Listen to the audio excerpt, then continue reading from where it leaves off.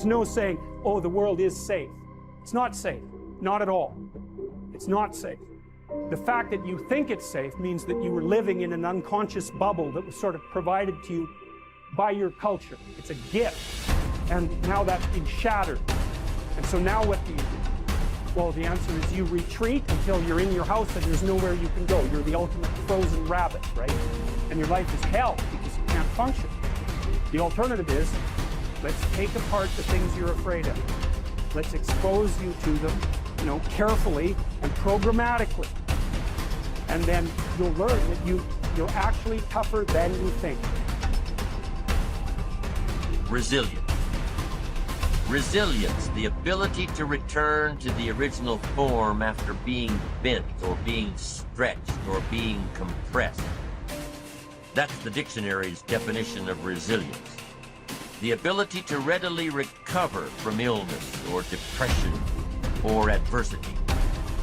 Resilience, being able to withstand setbacks, broken hearts and broken dreams, financial crisis, loss of loved ones, loss of enterprise, and loss of health. How would you ever handle it if you lost everything you had today? What would your next step be? You have trouble being resilient because you think everything works like laptops, like computers, that if you rub it, it'll click for you, it'll move for you, it'll open for you. And you try thing after thing after thing. I tried that and it didn't work, and I tried that and it didn't work, and I tried that and it didn't work, and I tried that and it didn't work. Because you think that trying something for a little while ought to bring you a big return. But life does not work like Apple. It does not work like that. Some stuff takes time. Greatness takes time. It takes time.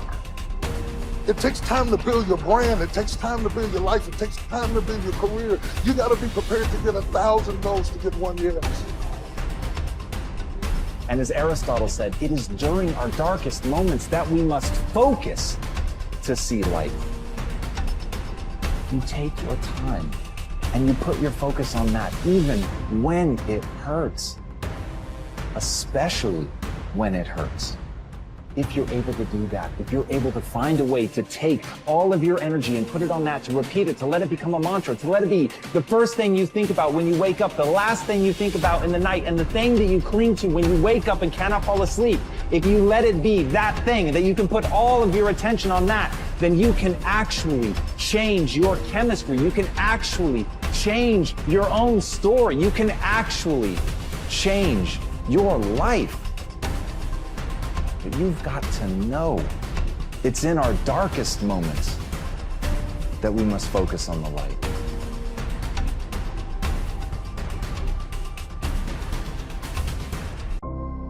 Thought is a spiritual activity and is therefore creative.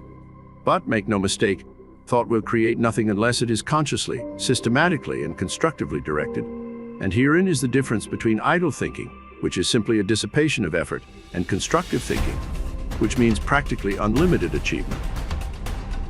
We have found that everything we get comes to us by the law of attraction. A happy thought cannot exist in an unhappy consciousness. Therefore, the consciousness must change. And as the consciousness changes, all conditions necessary to meet the changed consciousness must gradually change in order to meet the requirements of the new situation. In creating a mental image or an ideal, we are projecting a thought into the universal substance from which all things are created. This universal substance is omnipresent, omnipotent, and omniscient. Are we to inform the omniscient as to the proper channel to be used to materialize our demand? Can the finite advise the infinite? This is the cause of failure, of every failure. We recognize the omnipresence of the universal substance, but we fail to appreciate the fact that this substance is not only omnipresent, but is omnipotent and omniscient, and consequently will set causes in motion concerning which we may be entirely ignorant. We can best conserve our interests by recognizing the infinite power and infinite wisdom of the universal mind. In this way, we become a channel whereby the infinite can bring about the realization of our desire. This means that recognition brings about realization. Therefore, for your next exercise, make use of the principle. Recognize the fact that you are a part of the whole, and that a part must be the same in kind and quality as the whole. that the only difference there can possibly be is in degree. When this tremendous fact begins to permeate your consciousness, when you really come into a realization of the fact that you, not your body but the ego, the I, the spirit which thinks, is an integral part of the great whole, that it is the same in substance, in quality and kind, that the Creator could create nothing different from himself, you will also be able to say, the Father and I are one, and you will come into an understanding of the beauty, the grandeur, the transcendental opportunities which have been placed at your disposal. Increase in me that wisdom, which discovers my truest interest.